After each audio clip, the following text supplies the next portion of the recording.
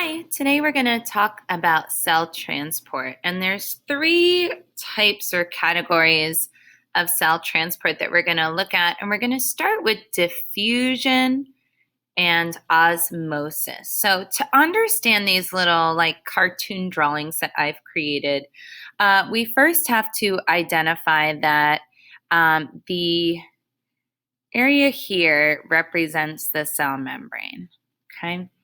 And in that, we have to understand that these red circles, well, they represent the molecules moving across the membrane in whichever direction. And the first type of cell transport that we're talking about today is diffusion/osmosis.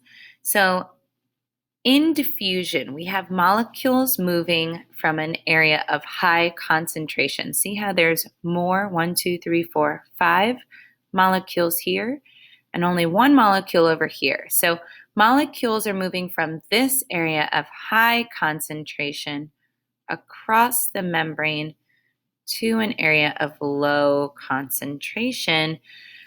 This does not require energy. Because the molecules are moving from high to low, this is what we call passive transport, no energy required. And we describe this as down a concentration gradient or with a concentration gradient. So concentration meaning like a lot, highly concentrated, down the concentration gradient to a lower concentration,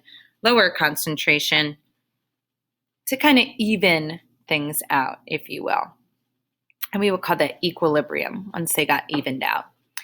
The next type of transport I want to talk to you about is facilitated diffusion. Big difference here in facilitated diffusion. This thing here that I just circled is a protein channel. And again, molecules are still moving from an area of high concentration to an area of low concentration. So they're moving across the membrane from high to low. And they do that but they do it through a protein channel. Again, no energy is required. This is still considered passive transport. We have high to low concentration, but it needs help. That's what facilitate means. It means to help. So this is facilitated diffusion because the protein channel helps. And the last type of cell transport we're going to talk about, this is called active transport. Now, active transport, you might notice something immediately. There is a protein channel. Once again, we've got our protein channel here, but we have molecules moving from area of low concentration to an area of high concentration. That is like backwards of what we just talked about. So this means that this doesn't happen just automatically or naturally.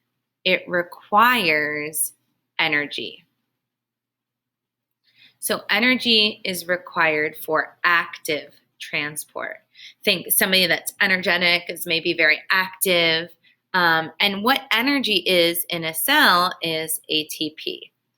So ATP is that cellular energy. To make this transport happen, ATP is required. And this type of transport, given that it goes from an area of low concentration to an area of high concentration, we say that this goes against the concentration gradient.